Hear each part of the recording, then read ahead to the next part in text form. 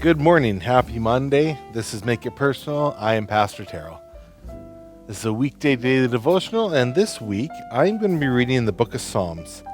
And I'm just going to read one or two or so many verses, but I really encourage you to read the entire chapter of the verses I'm reading this week.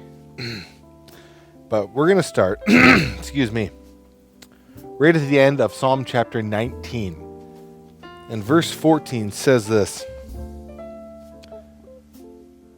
"Let the words of my mouth and the meditation of my heart be acceptable in your sight, O Lord, my rock and my redeemer." You know, too often, way too often, Christians jump on the bandwagon of entitlement, right? You know, society says that you are the most important person in the world. You deserve whatever you want. You're entitled to contentment and happiness.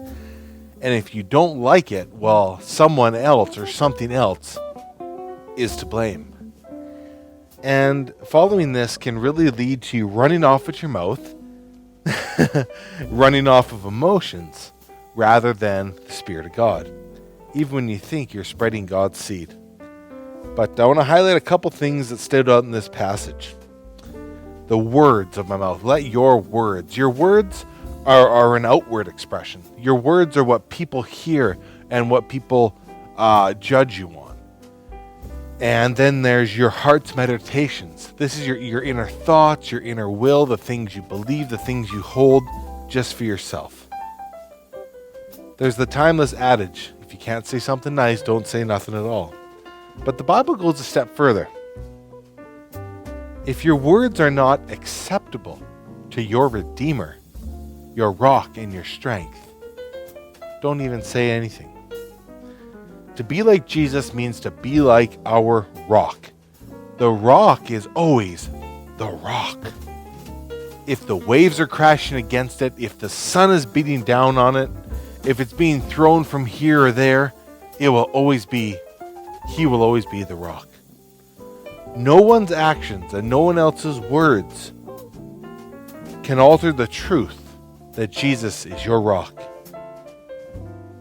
Your heart, though, if you start trusting on yourself instead of Jesus, you will fall.